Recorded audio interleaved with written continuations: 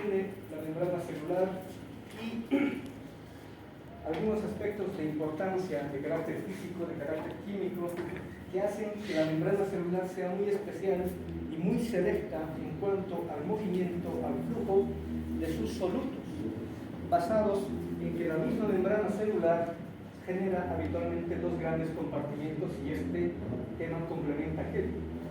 Y esos dos grandes compartimientos, antes denominábamos como el MIC y el MEC, medio intracelular y el medio extracelular, decíamos después, en adelante ya no les vamos a llamar simplemente de ese modo. Ahora los vamos a conocer y mejor aún con este tema como el LIC y el LEC, líquido intracelular y el líquido extracelular.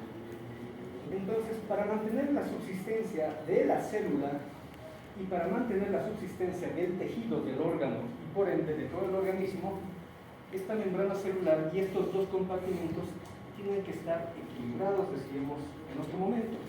Pero ese equilibrio ya hemos aclarado que no tiene que ser un equilibrio igualitario de concentración de solutos, no existe aquello. Ya lo habíamos visto con algunos ejemplos, tanto para sodio, para el potasio, sobre todo que son los más, por así decirlo, importantes solutos que tienen tanto el medio extracelular como el intracelular. Entonces ya hemos aclarado que, por ejemplo, el sodio tiene una concentración más alta en el LEC que en el LIC, y lo vamos a seguir reiterando. En cambio, el potasio tiene mayor concentración en el LIC y no así en el LEC. Por lo tanto, este desequilibrio termina generando esa igualdad esperada, pero que no es de carácter de concentración específico por el número de moléculas o partículas presentes en cada medio, no, sino la concentración o la igualdad en todo caso se efectiviza cuando a un lado y a otro lado se tiene más o menos la misma cantidad de cargas, cuando a uno o a otro lado se tiene más o menos la misma cantidad de materia, cuando a uno u otro lado tenemos la misma carga tanto eléctrica positiva o negativa, ¿verdad?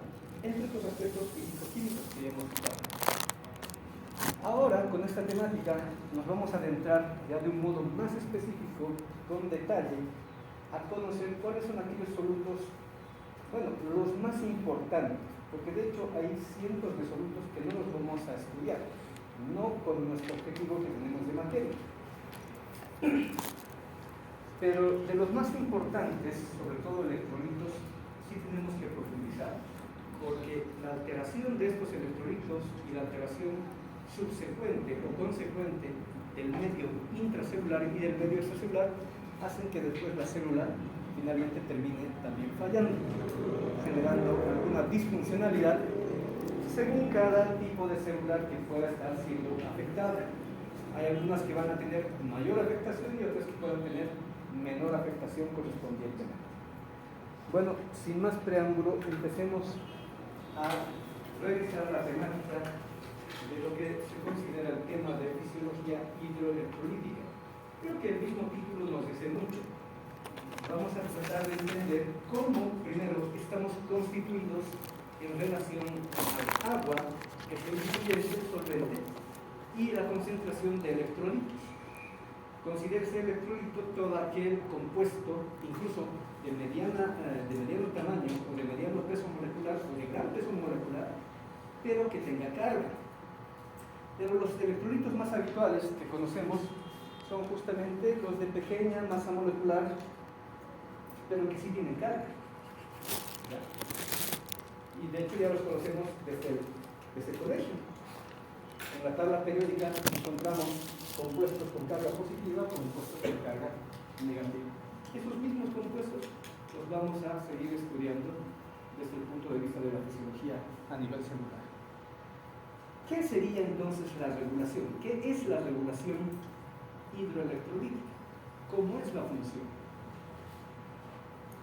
Es un mecanismo de homeostasis hidrosalina, porque básicamente nos vamos a centrar en dos o tres solutos de importancia, por ejemplo sodio, potasio, calcio, y también tenemos que incluirlo al cloro y al bicarbonato. ¿Bueno? Es un mecanismo de homeostasis, o sea, se regula un equilibrio, pero repito, no es un equilibrio igualitario, desde un punto de vista sistémico. ¿Por qué decimos esto, sistémico? Porque no lo vamos a estudiar en cada célula, no lo vamos a estudiar en cada tejido. Es una manera global de entenderlo. Y además, no vamos a meternos tanto con el LIC, porque el LIC, de hecho, de la mayoría de las células es muy similar. Lo que más varía para el organismo, para un tejido, es el LEC. De hecho, nosotros, señoritas jóvenes, o sea, ustedes como personal de salud, nosotros como médicos, podemos variarle el medio del LEC a una célula o a un organismo entero. Lógico, para eso requeriríamos equipamiento, laboratorio y otros insumos, pero se puede. Nosotros podemos manipular el LEC, el medio y el líquido extracelular. En cambio, el LIC nosotros no podemos manipular. Vamos a decir un comentario un poco loco, pero eso ya depende de cada célula. Yo, célula, voy a agarrar lo que necesito. Si necesito glucosa, la agarro. Si necesito oxígeno, la voy a agarrar. Si necesito sodio, voy a ingresar hacia dentro de mi citoplasma sodio. Si no necesito potasio, si no necesito calcio, tal vez lo elimine. Tengo la opción de decidir. Suena loco, repito, pero cada célula termina siendo un tanto autónoma. Pero ese carácter autónomo tampoco es tan simple y tampoco es tan directo, no es tan autónomo como tal. Hay medios sistemas, porque somos un organismo único, que le ayudan a regular a cada célula, a cada tejido, y le dice, sí, tú tal vez necesitas más oxígeno, tú tal vez necesitas más glucosa, o viceversa, lo que no se necesita. Entonces, el sistema nervioso, primero, el sistema hormonal, que en realidad es un aparato, el aparato endocrinológico, y entre otros son los que generalmente mandan los estímulos a cada tejido y a cada célula para mantener este equilibrio, en este caso, hidrosalino. ¿Ya? Pero repito, nosotros como personal de salud, incluidos los médicos, no podemos manipular el líquido, porque la célula es teóricamente autónoma, pero además tiene un sistema de compensación y de regulación. Habíamos hablado en el anterior de las asas de retroacción. ¿Ya? El sistema de retroacción positiva, el sistema de retroacción negativa. Espero se haya comprendido. Porque de esa manera va a trabajar el organismo para controlar el equilibrio de agua y para controlar el equilibrio de electrolitos. Entonces, ¿qué sí podemos manipular de carácter y de modo sistémico? El LEC. ¿Y dónde hay LEC? Aunque todavía no lo conocen muy bien, pero creo que es obvio. ¿Dónde hay LEC que sí podemos manipular? ¿Dónde creen que hay LEC que sí podemos manipular? La sangre pertenece, en un rato lo vamos a ver, pertenece al LEC.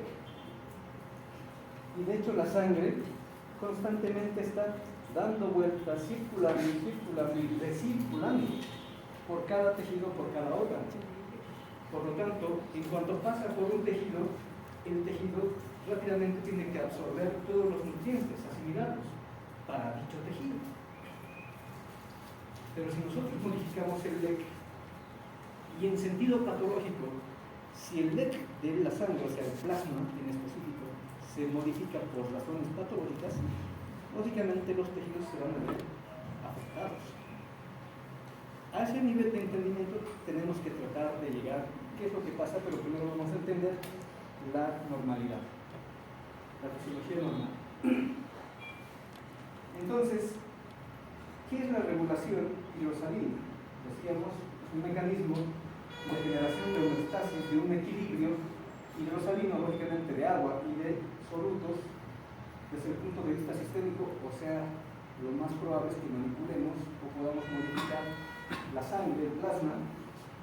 Además, entender que el agua, lo hemos dicho ya en otro momento, es el componente más abundante del cuerpo.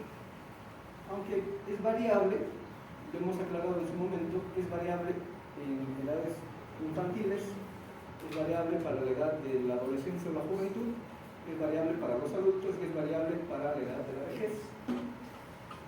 De todos modos, esa proporción necesita controlarse. Cuando somos jóvenes y adultos, que son donde más se asemeja los niveles de concentración de agua,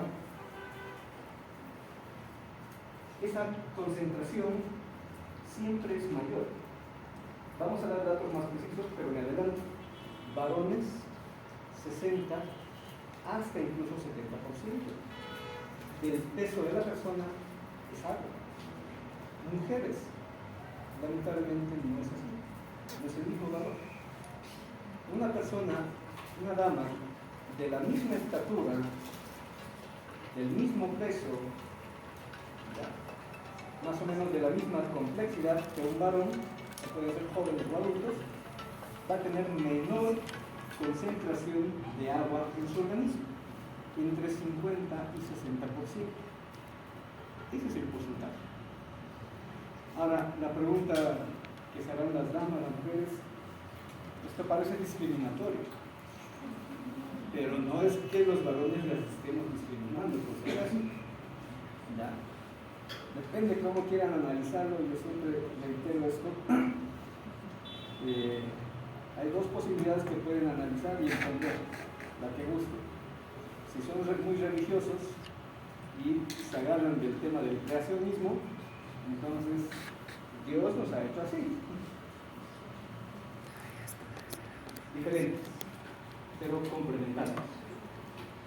Pero si agarramos desde el punto de vista de la evolución, somos darwinistas, diríamos que algunos han evolucionado de otra manera. Una parte de la población ha evolucionado de un modo, y la otra parte de la población ha evolucionado de otra manera. Suena más descabellado. Yo me agarro de la primera pregunta, pero no vamos a ver ahora. Este sistema de regulación hidrosalina nos permite tener una alta conductividad térmica, porque de hecho estamos hablando en parte ya de sangre, y la sangre, gracias al bombeo y a la circulación, no olviden este mecanismo tan básico, cuando cambian las temperaturas, ¿qué genera? Calor, porque estamos haciendo fricción, y la sangre, desde el corazón con el bombeo, la sangre al circular por los vasos sanguíneos genera un mecanismo también de fricción entre la sangre y los vasos sanguíneos y entre los mismos componentes de la sangre. Entonces eso genera además calor. Y también conductividad. Conductividad entendiendo que aquí hay carga eléctrica. Hay carga eléctrica.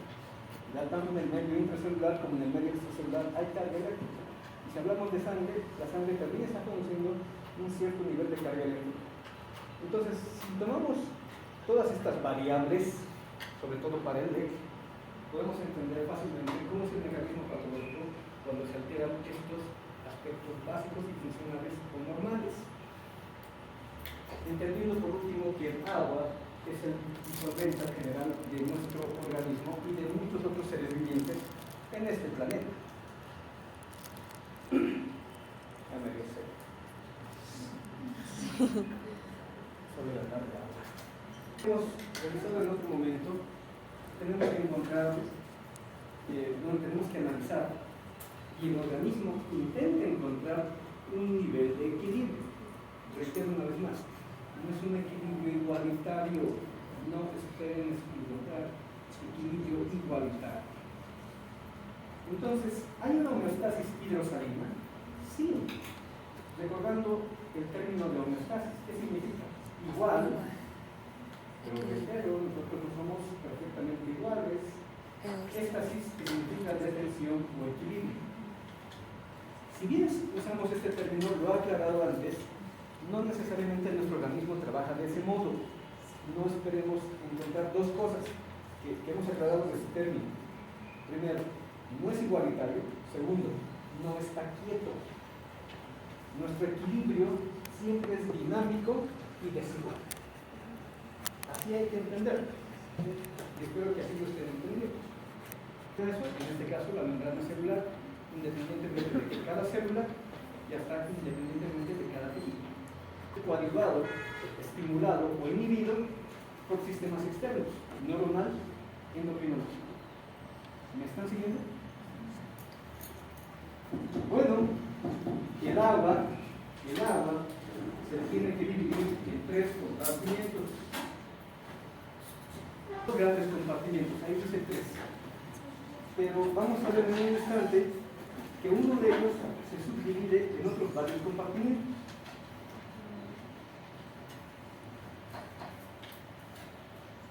Uno de los compartimientos, tal vez el mayoritario, donde hay más cantidad de agua, es el medio intracelular. El líquido que lleva gran parte del porcentaje del total de agua que pueda tener una persona. Si tenemos 60% de concentración de agua, por lo menos el 40%, ¿ya? O sea, de esos 60, el 40% se encuentra dentro del líquido. Pertenece al líquido. El otro restante está dentro del líquido, que es otro espacio, el líquido extracelular. O sea, le corresponde por lo menos el otro 20% de los 60. Pero el líquido extracelular, habitualmente, lo dividimos en 2 compartimientos más. ¿Ya? El intersticio, que se lleva otra gran parte del volumen del 20%, y el que resta, el restante, se encuentra dentro de los vasos sanguíneos, parte de la circulación, parte de la sangre. Y dentro de la sangre conforma uno de sus componentes de la sangre, el plasma. Entonces, el líquido extracelular tiene 2 subcompartimientos. El líquido intersticial, que está alrededor de todas las células están bañadas por agua. Salvo algunas externas, como por ejemplo la piel. Aún así, el tejido dérmico tiene su cierto grado de hidratación, porque si no, si estuviéramos plenamente resecos, no tendríamos esta turgencia, esta elasticidad, y etcétera, y etcétera. Bueno, entonces el agua, pese que pareciera que no esté hidratada, sí tiene su nivel de hidratación intersticial, no intracelular, porque aquí hay células y hay intersticio, ¿ya? Y más en la profundidad hay un poco de también plasma, o sea, vasos sanguíneos circulares. Pero el líquido intravascular o plasma no representa gran proporción del total del agua que tenemos en el organismo humano. ¿Ya? Solamente se lleva un porcentaje de entre 5 hasta 7%. Eso significa que el resto del agua del lecho se queda más en el intersticio que en el lecho endovascular. Pero hay sitios, señoritas jóvenes, donde tenemos también agua. Y esos sitios no son ni líquido, no son ni lecho.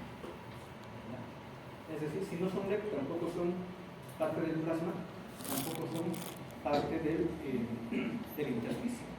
Entonces, ¿dónde está? Una pequeña parte del agua corporal total, que muchos autores prefieren no considerarlo, porque este agua es un poco más constante, aunque lógicamente para mantenerse constante necesita regulación. Se llama el líquido transcelular. ¿Y dónde es el líquido transcelular? En sitios donde habitualmente no hay mucho movimiento de agua. O sea, estos espacios que algún autor, sobre todo desde el punto de vista quirúrgico, le llaman el tercer espacio.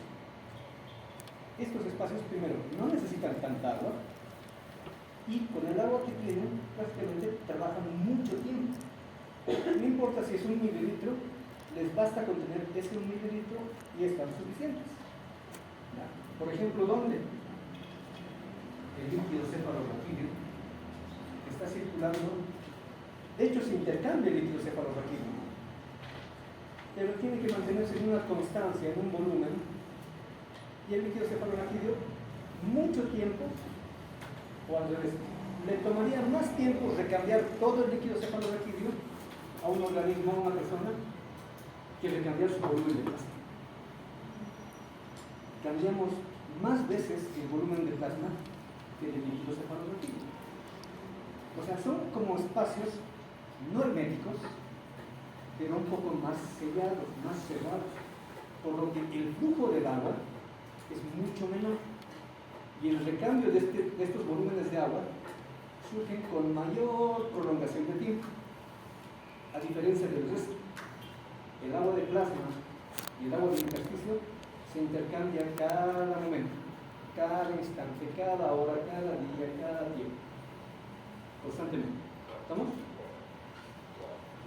Otro sitio donde hay líquido transcelular, por ejemplo en el abdomen, no olviden que tenemos el llamado espacio peritoneal, y ese espacio peritoneal requiere por lo menos unos 20 hasta 50 mililitros, y con esto es más que suficiente para poder bañar a las vísceras en el abdomen, donde también tenemos algo similar en el tórax, el espacio pleural. En la pleura también tenemos una cosa de 20-50 mililitros de agua, y constantemente, eso solamente para mantener una buena dinámica respiratoria. En el corazón, el espacio pericárdico, lo mismo, con 20-30 mililitros es más que suficiente. ¿Para qué tenemos ese agua ahí en esos sitios?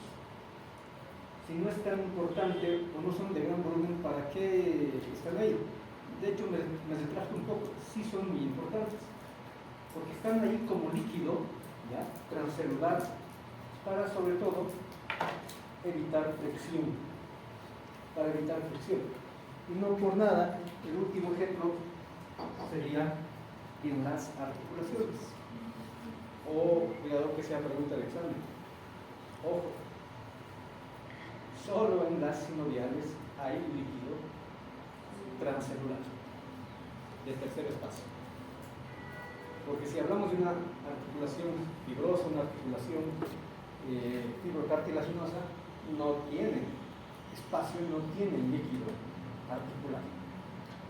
Pero sí, para terminar ese punto, el cuerpo, el organismo humano, en relación a sus articulaciones, tenemos más cantidad de articulaciones de tipo sinovial que de tipo fibrosas o que de tipo cartilaginosas.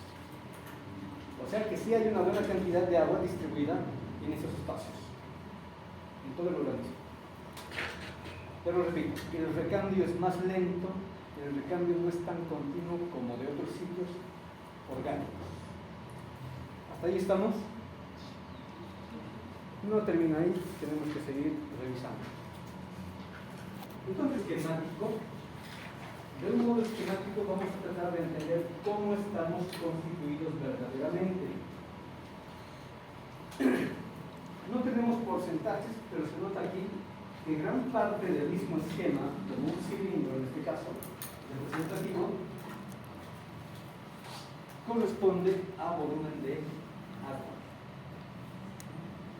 Repito, eso en el caso del varón será 60% como promedio, en el caso de la mujer será 55% como promedio. Pero aparte de agua, que ya sabemos que se divide en el líquido intracelular, que se lleva gran parte del volumen de agua corporal total, tenemos el agua del líquido extracelular en sus dos compartimientos: el intersticio, que es el espacio fuera de las células, y el plasma a nivel sanguíneo. Eso lo vamos a seguir reiterando un par de veces más hasta que quede claro, o por lo menos memorizado. El resto del peso de la persona, de nosotros, de cada uno de ustedes, corresponde a masa grasa libre, masa magra libre de grasa, ¿ya?, donde tenemos, por ejemplo, los músculos.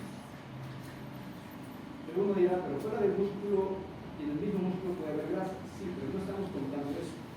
El músculo puro tenemos que considerar.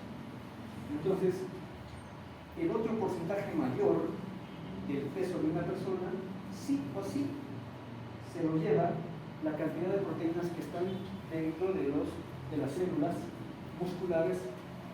Y no estoy hablando del músculo liso. Tiene su volumen, tiene su peso, Pero ¿quién predomina en el organismo humano de los dos tejidos musculares? El esquelético, el músculo rojo.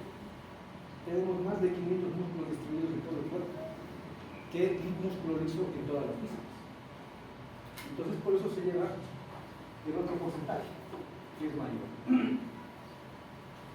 Luego están los minerales, y esto implica otro peso y otra materia específica a nivel sobre todo de los huesos o tejidos bastante consistentes. Asimismo, están incluidos aquí las piezas dentarias.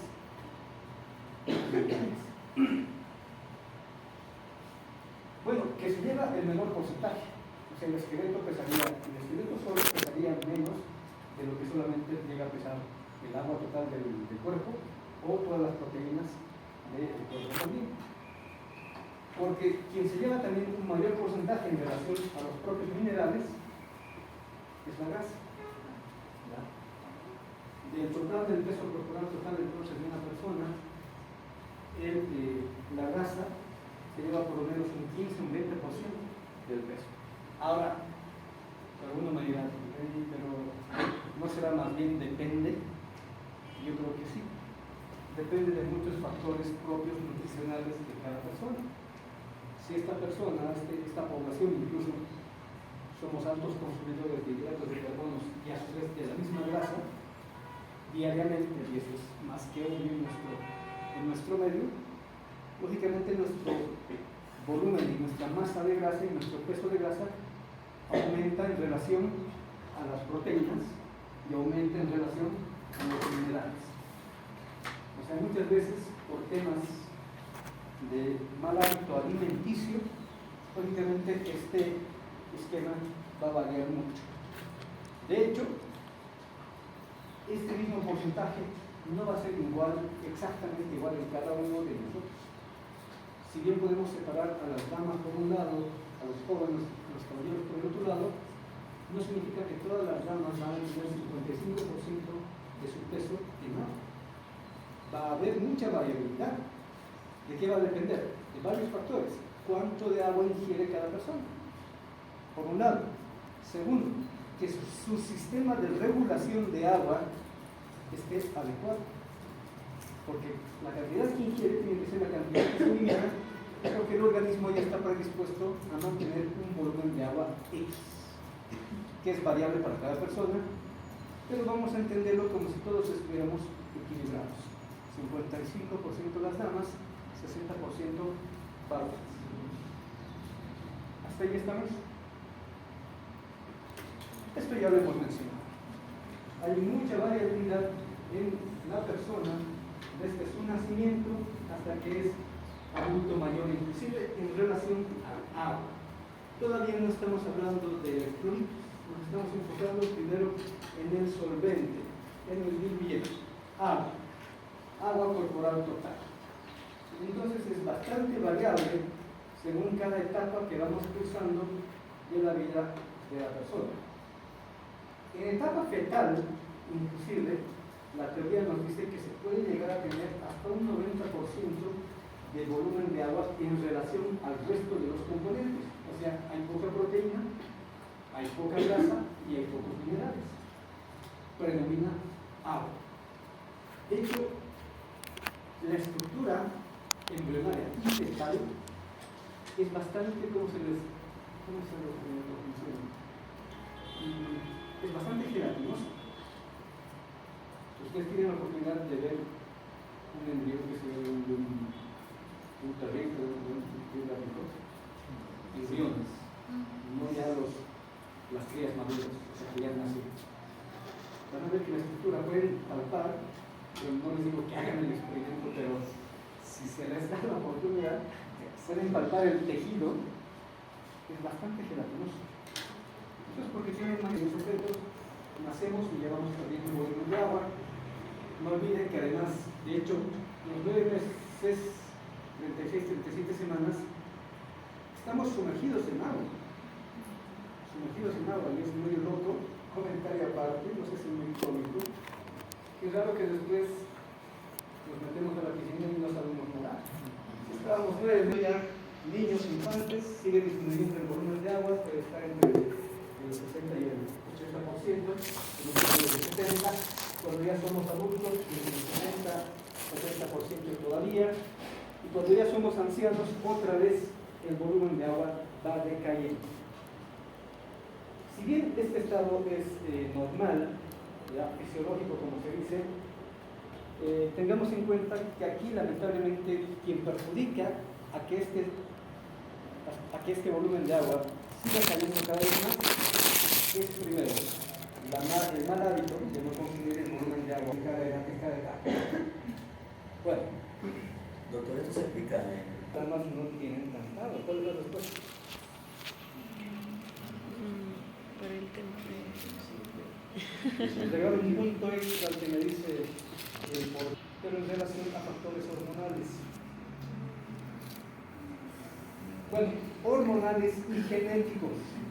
Hormonales y genéticos. ¿En qué sentido? Ya lo dije, lo voy a reiterar, pero no vamos a debatirlo. Cualquier teoría, creacionista o evolucionista, cualquiera que ustedes quieran agarrar. La genética de la mujer está predispuesta a determinar la formación de una silueta específica. ¿Ya? Por ejemplo, tener más anchas las caderas.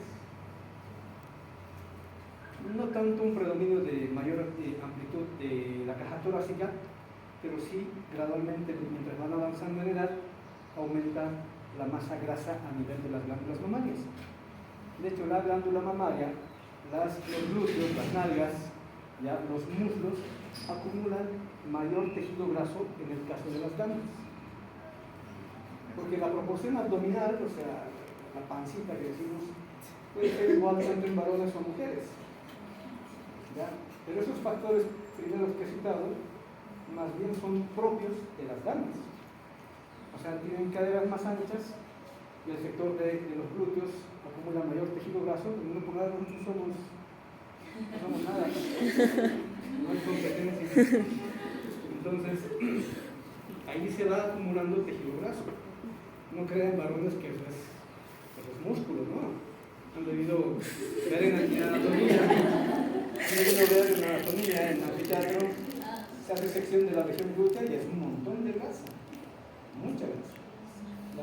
Pero eso, ¿a qué se debe? Factor genético, ¿ya? La predisposición de la silueta como tal. Más tristemente, ¿qué ocurre?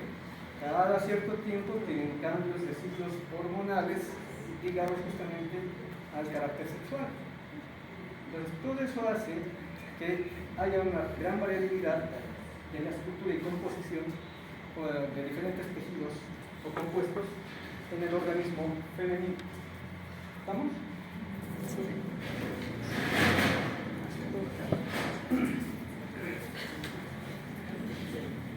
Bueno, yo creo que para empezar por hoy esta parte introductoria, que ya no es ni tan introductoria, ahora sí vamos a definir más o menos cuánto va a ser el volumen.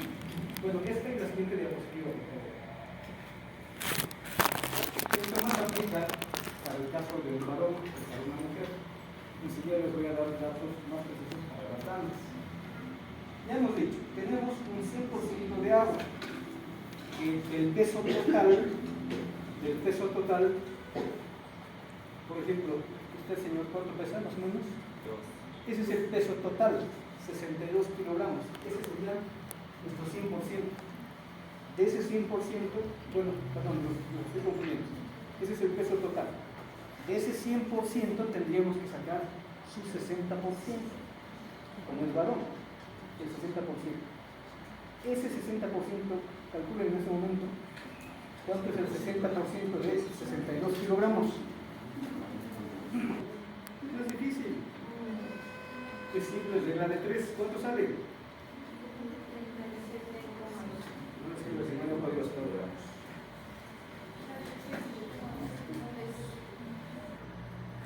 O simplemente tener 7.2 y eso sería, por ejemplo, para el caso del compañero, de ese paciente. Pero ¿qué pasa si esa señorita cuánto pesa? No, mentira. No nos diga. No se les pregunta eso. En el caso de una dama, supongamos que es una dama más o menos del mismo peso que ya me olvidé su nombre, no me digo. Supongamos que tiene igual 62 kilogramos, muy exagerado por una dama. Pero ahora entonces tenemos que tener una regla de 3,50, serían más o menos 34 litros, punto 100 mililitros, o 34,1 litros. Ahí la variabilidad. Calcular los valores de agua corporal total de cuánto tiene en el LIC, cuánto tiene en el LEC, cuánto dentro del LEC, cuánto en el intersticio y cuánto en el plasma. Bueno, repito, esto es un dato general, sobre todo para varones. Ese 60% en un varón lo vamos a traducir ahora como 100%. Esos 60 aquí, ese 60% que eran ¿cuánto? 37 a 7.2, ¿verdad? Es el total de agua que tiene. O sea, es 100% de agua. Ese 100% de agua se va a dividir. ¿Cuánto más o menos representa ese 100% de agua? Entre 40, 42, 43 litros total. Ese 100%. No olvide que esto es estándar. 1.70 de altura y 70 kilogramos de peso. Entonces, el 67% de este 100, o sea, del 40 o 42 litros, el 67% pertenece al líquido. O sea, alrededor de 28 litros estarían dentro de las células. 28 litros. El otro porcentaje, que sería, ¿cuánto le falta aquí? 33% le pertenece al LEC. Pero sabemos que el LEC se divide en sus dos compartimientos. 25. Uno que es el intersticio, que se lleva más o menos un 25% del total del 100% de agua. Pero no está confundiéndolos. Eso más o menos representa 10 litros del peso de la persona. O sea que están variando a las células. Ese agua son 10 litros. Y en el plasma solamente se queda un 8% del total. Ahora con esta diapositiva y con esta terminamos. Les vamos a facilitar la vida. Entonces ya hemos visto, el agua corporal total es variable, puede ir entre 57 y 60%, si es varón sobre todo. Y lo único que hacemos para calcular el agua corporal total sería una regla de 3 simple. Si una persona pesa, por ejemplo, 80 kilogramos, los redondearemos, lo único que hacemos es una regla de 3. 100 kilogramos representa 60 litros. ¿Cuánto representa 80 kilogramos en litros? Una regla de 3. Básica, esto lo conoce. Y nos dará un porcentaje más o menos aproximado de 48 litros total de este probable paciente, de este ejemplo. Un paciente con más o menos 80 kilogramos. ¿Entienden? Es una regla de 3 simple. Dentro de la regla de 3. Pero les voy a facilitar la vida.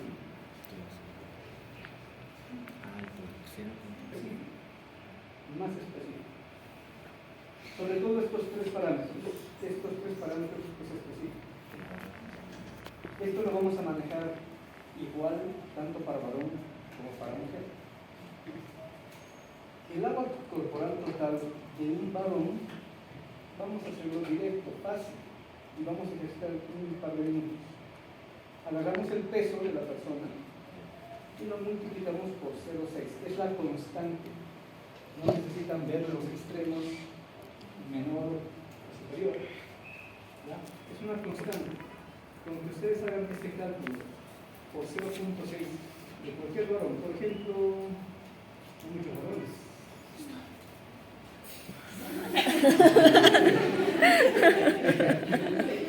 Cálculo rápido. Vamos a hacer lo mismo. Peso de la dama por 0,55. Entonces voy a dar un dato al azar, 47 kilogramos. Calcula.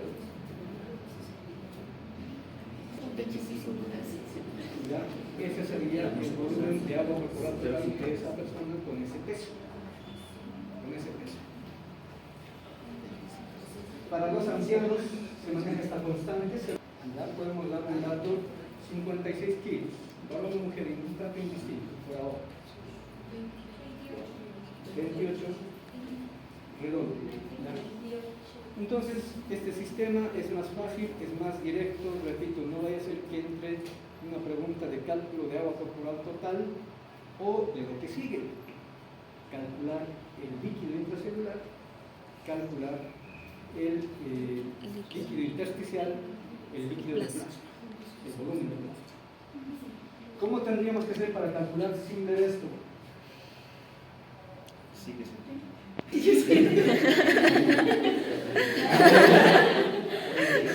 No funciona.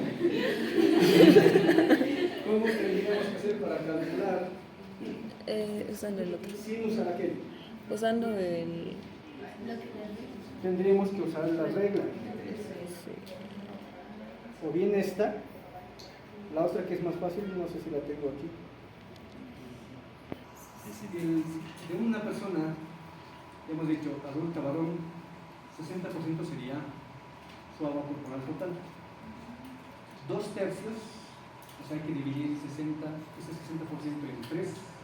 2/3 es del LIC y 1/3 del LEC. De este 1/3, el 80% es intersticio y el 20% es plasma, es la otra regla. Eso tendríamos que hacer. Hay que seguir memorizando. Bueno, no queremos memoriones, queremos gente de análisis rápido. Entonces usamos esta regla, indistintamente si es varón o mujer. ¿Bueno? Directamente, LIC para varón o mujer va a ser el peso de la persona por 0.4. LEC total, peso de la persona por 0.2. Plasma de la persona, varón o mujer, peso por 0,05. Intersticio, peso de la persona por 0,15. Perdón, 16. Bueno, ahí lo variamos, de 15 y 16, porque esto representaría el otro 5% del 20%. O sea, es la otra regla, pero resumida.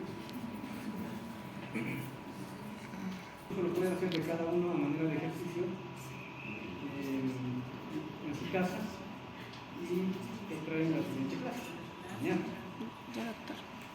Bueno, pueden incluso practicar calculando el peso de sus familiares, papás, mamás, sobrinos, hijos, novios, esposos.